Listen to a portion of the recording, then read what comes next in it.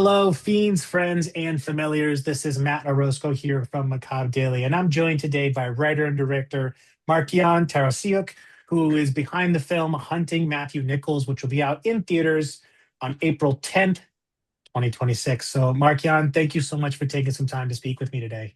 Thank you for having me. Happy to be here.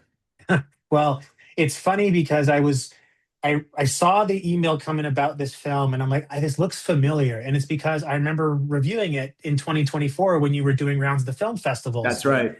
And so I was like, wow, this is awesome. Not only has the film kind of gone from festival playing to now getting wide distribution, but and so many of the filmmakers I talk to have this similar situation where there is this gap between when I've made my film and put it out into the world, and then when it can get be seen by many others. So one of the things I was really wanted to curious to ask you about is how has the time been since that initial festival play up until now, and what are some of the things that you've been working on to get it to this wide release state?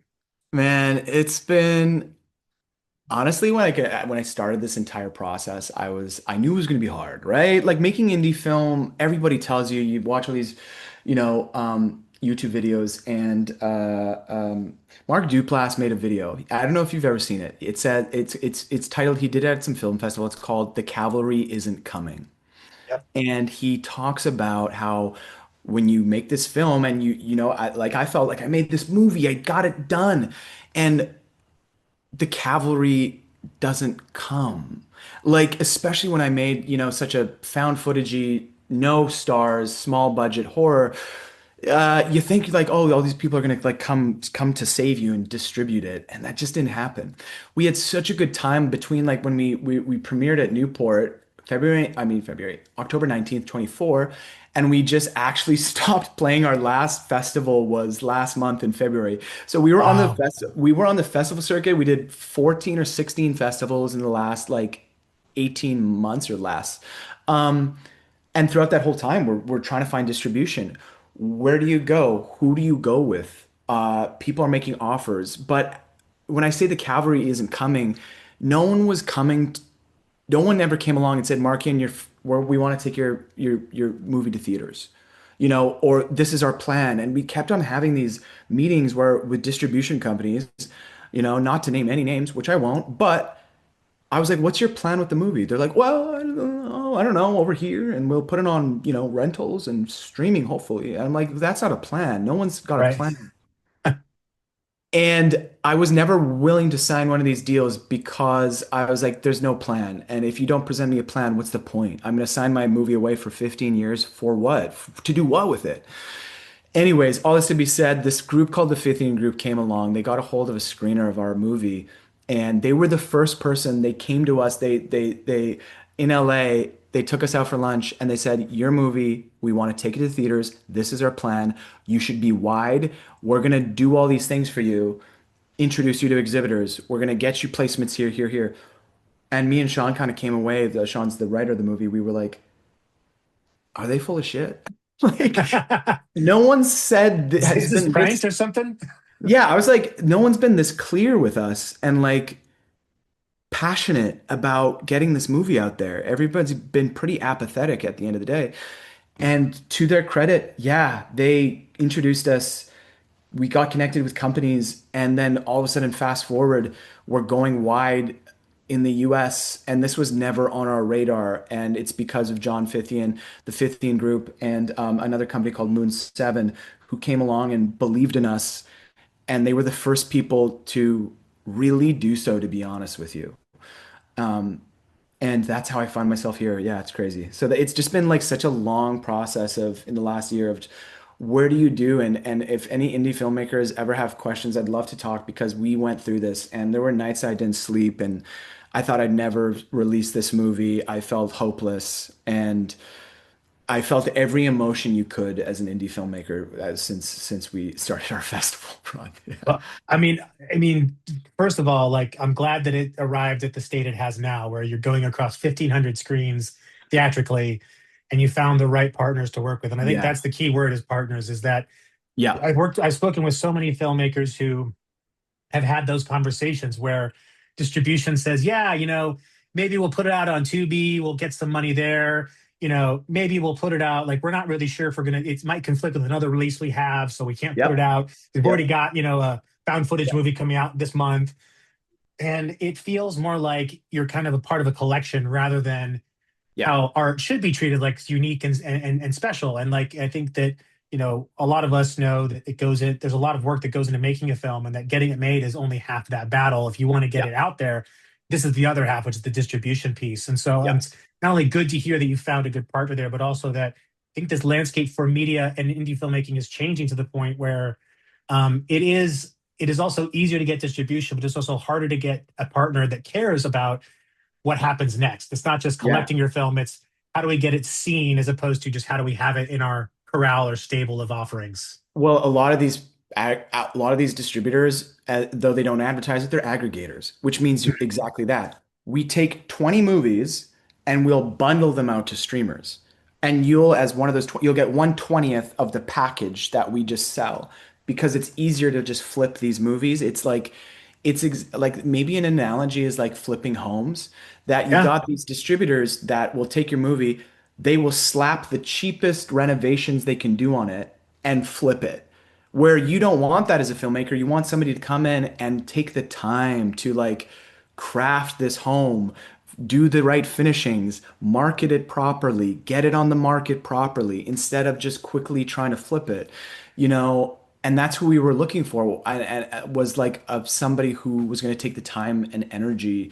And every filmmaker deserves this. And that's the tragedy, I think, right now that we're in this weird minimal space is we've gotten rid of home videos and the 90s, in terms of distribution. So now we're into this new thing, but we are going through a new change of like being like, hold on, this model's not working for anybody. We are changing, and that's what we saw was this model that you're presenting to us doesn't work for us, and I'm not going to sit here and settle for it. And I encourage everybody else to not do that too. Find your partners. Yeah. I mean, honestly, I think that level of integrity for your art is important. And I'm glad you didn't fold into the pressure to just get it, because it's so easy, I think, to just, especially if you don't know any better or you're just not aware, to just take the first offer that comes your way. And instead, you Yeah. did the due diligence to not only continue playing the festival circuit and continue to building a buzz around it, but also finding someone that believes in how they're going to get it out to the rest of the world. And beyond that, I know that you started kind of your career as an actor and that you've kind of transitioned more into filmmaking and the directing and the behind the camera side. What was that moment in your career you thought to yourself, I think I'm ready to make that transition? Or was it always the plan and you just acting was the first step to that? No, I mean, hey, look, ideally, I went to theater school. Ideally, I graduated theater school and I was a star the next day. You know what I mean? I got cast in this big Of movie. course. Hey, of course, that was going to happen for me, right? It didn't happen that way. And look, I got into this career. I started in theater and I started at fringe shows, right? Like with me and my friends. And I started with like a camera in high school with me and my friends. I have a YouTube channel that has a lot of that if you can go find it, a lot of my first original filmmaking work is on YouTube. It's hilarious. When I was like 16. But I did this for the love of collaboration and creation. That's the honest truth. That when I look back at my career, the most fun moments were the ones that's what I was doing. It wasn't the big paycheck or like this show I got. It was like I look back and those were the best moments. And during COVID, so then this is where the transition happens, is that I was an actor and I'm like, I'm gonna be a successful actor. I don't need to do directing or like don't want to do that. And then I just started feeling a little unfulfilled by the work I was doing, because I was missing that element of collaboration and creation that I got into this for. And then during COVID, it was like, what am I doing here? All my work went away. Well, is this the moment for me to start building something else and get back to the thing that like I got into this for to start with? Because I was just like a little unhappy, to be honest. So I was like, let me start creating again because I hadn't been doing that for a long time. And that's what this came out of. So this started, I remember I was looking over my emails. May of 2020 was when I emailed Sean, a writing partner, about this project. And then now we're 6 years later, with this finished thing. And again, I'm happy to report that even though it's been difficult and stressful, it's the most gratifying thing I've ever done in my life. And I've met so many incredible people throughout the creation process, but then to the festival process and now the distribution process. And I'm so glad that we did this, like the way that we're distributing, because I've met again with the exhibitors, like there's incredible people who care about movies. I think with AMC or like Regal, these huge companies, we think of them as corporate people, and they're not. They are movie lovers just like you and me. Yeah.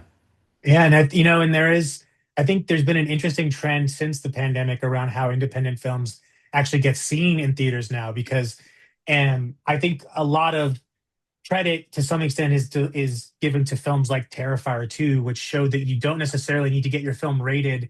You can find an audience and they will show up and see it. And theaters, they want the money from the ticket revenue. So if if you can find a way, and now we're seeing more wide releases for smaller films, they might be limited to some extent, right? But the fact that your all's film, and I think you said this before, like you're working with actors and folks that aren't necessarily household names, right? We don't all have pedigrees, but not as people that you're seeing day in and day out. But you've been able to find a way to get across to 1,500 screens in April, and like that, I think is something that signs that like there is a greater appetite for independent filmmaking now.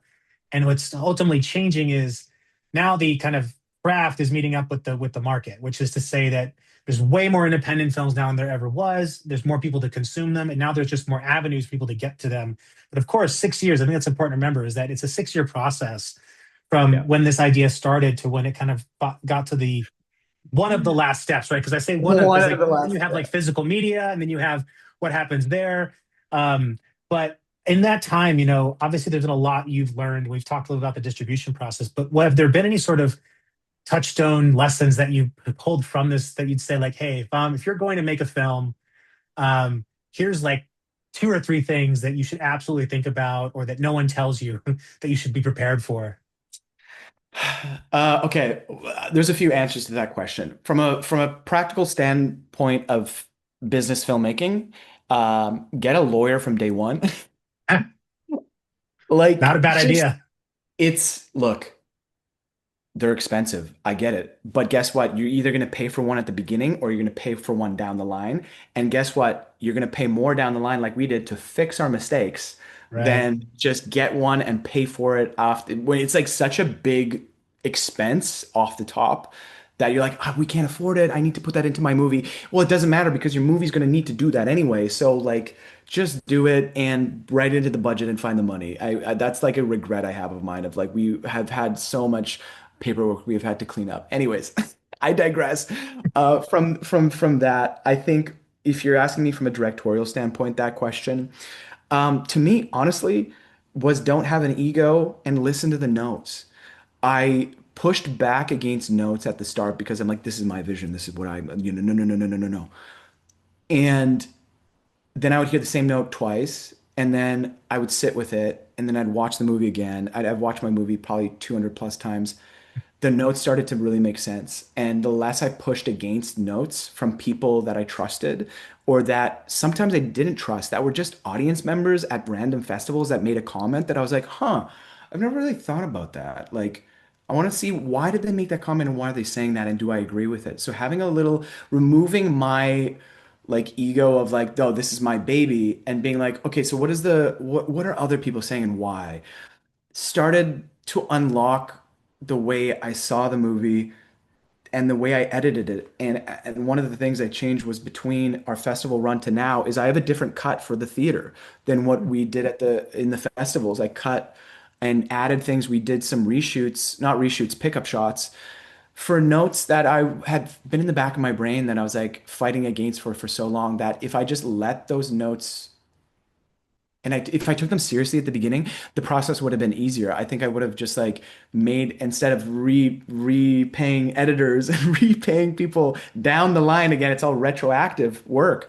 Try to get ahead of all that stuff while you're in the process and listen. And I wish I just listened faster and sooner to people. And I will definitely take that lesson into my next movie. And when I treated the festivals like test screenings, I found those so valuable to sit with the audience. So if I get more of a budget on my next one, a lot of directors push it against test screenings. I want them. I learned so much from myself because it got myself out of the way, and I made this movie for audiences at the end of the day, not for myself. So listen to them is my is what my note. Yeah. I think that what you're sharing kind of comes so much from the experience of having gone through these things and the pain that sometimes they cause. Because I think human beings in general, we only do things because we want to or we have to. And sometimes we don't know we have to do something until it becomes too late. And so this behavior, it derives kind of how we operate most of the time. But the fact that you're willing to look back and say, hey, I can, like, this is how I can go forward and become a better filmmaker because of this, I think is the most important thing. Yeah. And it, also the practicality of like, yes, there's going to be legal elements about this that are written in a way that are like hard for anybody who's not a lawyer to understand. So getting people that are in your corner that can help you figure this out can Yeah. save some heartache down the road. And that leads me to like one of my other questions around like, what is your proudest moment through this process? Because as you mentioned, there's been so many things that have kind of probably been ebbing and flowing between the positive, the negative, and the neutral. But when you look back on something, what are some of the things that you've been like, wow, I'm really happy that we accomplished this or proud of what we did here? That's a great question. There are so many highlights for me, and I'm gonna get like a little emotional because I'm tired. Yeah. Hey, you've Oh earned all man. the emotions you get to experience now.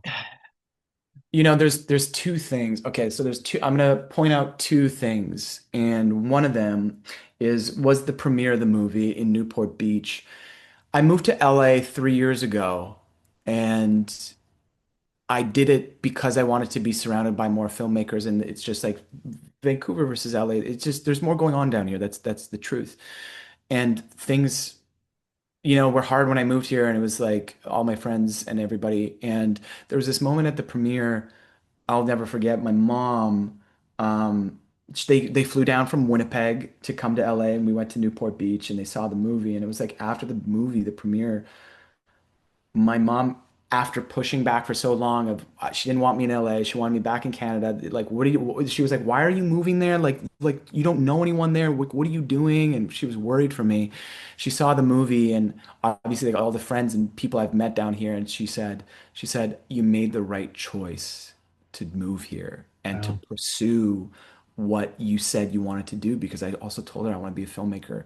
And that was just a really emotional moment for me because my mom finally stopped pestering me about Yeah, the move. But it she was gets also, it. she gets it, but she was like, it was like a moment for myself too, to be like, all these things that I've done and the hard work and the heartache, it's the right thing to do, because there's so many moments of doubt throughout the process, or like, what am I doing? This is crazy. This is stupid. And so that was like a moment for me to be like, okay, like, hey, you're on the right track, kid.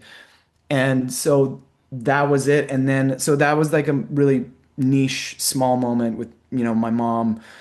And then I think the other moment was, when we were doing these exhibitor meetings, and there was a guy, I'm not going to say names again. So a person high up at Regal, we were expecting like all the exhibitors to come in at about like 200 screens. Like that's all we like really had hopes for. And he said, my daughter would love this movie. And I'm gonna put this, I'm thinking 1,000 to 1,500 screens. And I was, and again, that was like a moment where like clearly this guy knows what he's talking about. He also knows our audience, which is his teenage daughter, Right. and he liked it. And it's like, again, that was like a moment of validation for like, I think I did something here that who knows movies clearly is appreciating the film, and like, holy shit, like, how did I find myself in this situation that this guy said that about my movie? I'm just like, so there's just two moments of like really specific pride for me. Yeah. Understandably, I mean, those are two really impactful moments. One, just kind of the validation in your choice of location, but also the validation in your art. And Yeah. we don't always get that, right? Like, I remember I reviewed a film a couple years ago at Fantastic Fest that had been lying dormant for 20 years. It had premiered at festivals just, I think, back in like the 2000. And it just was, after that, it disappeared. No, it didn't pick up distribution. No one could get a hold of it. And then it finally got a re release 20 years later in a 4K restoration and all that good stuff. But that doesn't happen very often. A lot of films get forgotten. And Yeah. so if you do get, you are one of the ones that has worked hard enough to get your film to this point, it's important to take stock of the things that when people recognize and validate that art, and you not to discount the Canadian effect, like Canadians know horror and have been making great horror for so long that it's Thank you. just like there's something inherent in your all's DNA that kind of translates so well to genre filmmaking. Well, we just Um, had the undertone with yeah, Ian Twasson, and uh I'm so stoked for him. And again, an under 500K feature, he different path with A24, right. but I'm hoping I'm glad that you're saying that, like, oh, we're known for horror, because I feel like we're known for comedy. Like everybody knows Canadians and we're funny and we're stupid. But once, like, I don't know, I feel like there's a bit of a renaissance happening with like Canadian, like, You could horror. do comedy though. You could do horror. Like the thing is, like they share like True. their Yeah. extreme emotions that if you can make people laugh, you can also probably scare the shit out of them. Yeah, And that's a good point. I think that I mean there is some of the best media we're getting is coming out of Canada. So I think it's just more like it's embarrassment of riches at this point. I mean, between Heated Rivalry, Letterkenny, obviously these are very like comedic centric shows, but also what Black Fawn is doing with not just the undertone, but also some other films they put out like Death Cycle and It Feeds from last year. Like there's so Yeah. much Yeah. happening in Canada when it comes to filmmaking, and a lot of that I think is a big credit to the government having that fund Yeah.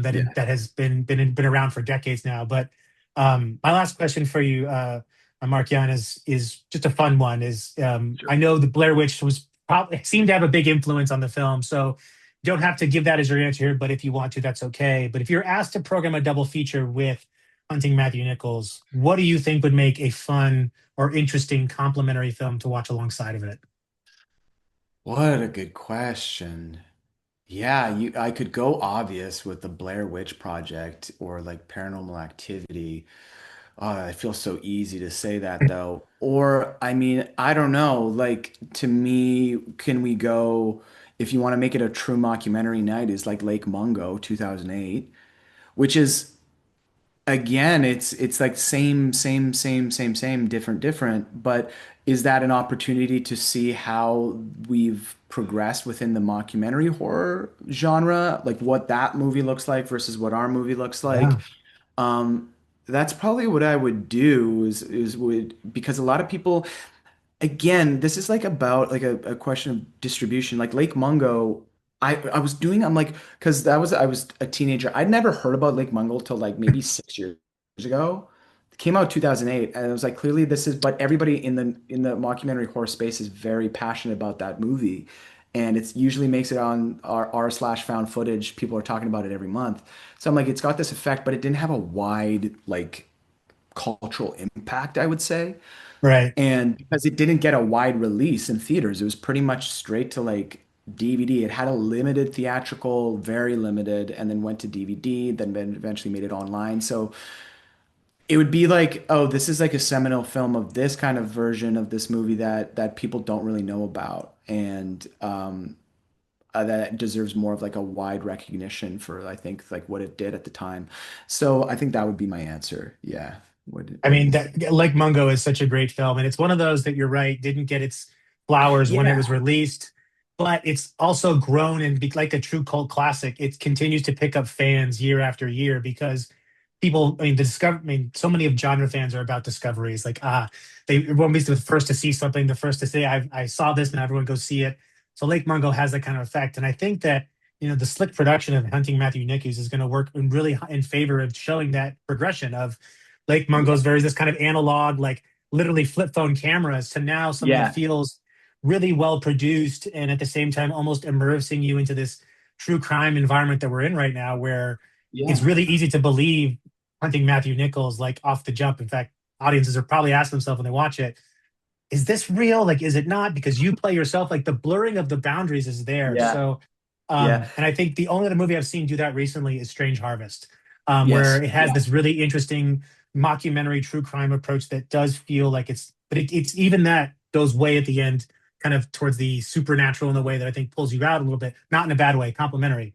But in Hunting Out the Just Nichols, different. It's different. it Yeah. is different. But Yeah. We were at I Film Quest with them. Yeah. So it's a little different. And but I think that's like, again, I don't think Strange Harvest is as like HBO Intimate as Hunting Matthew Yeah, Nichols. I think that's the way to describe it. It's just a different kind of yeah, mockumentary where I was going for, another like good comp that was it's like when we're in these documentary spaces now, like did you ever see Ren Fair?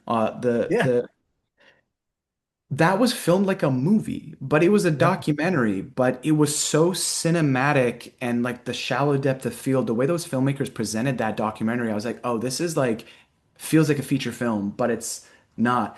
And I think that's where because our access to technology with cameras is becoming more and more and more, we can, as documentary filmmakers, I suppose, present these stories as if they're feature films because we're not just like on a Canon C300, right? Like right.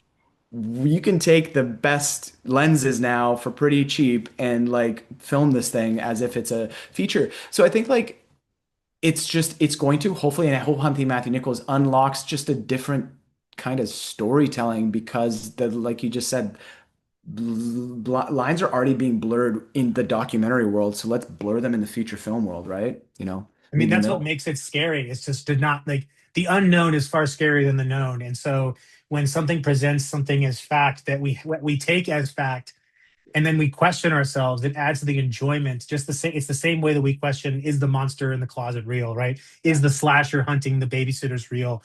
It's the same thing. As like, is this strange occurrence that happened to these kids real? And is the pursuit of them real? So it acts on the part of immersion. And Markian, like I really appreciated your time and your candor, particularly about the process, because I think one is so helpful to folks to hear that they're completing the film isn't the last step. There's so Yeah. much more to it, and that you have to be resilient and persistent, but also to be able to look backwards and say, "Hey, after all this time, you did it, and it validates you not just as a filmmaker, but as kind of the direction you're heading." So, I Yeah. want to remind Thank folks you. watching this 1,500 screens that you can see Hunting Matthew Nichols on come April 10th.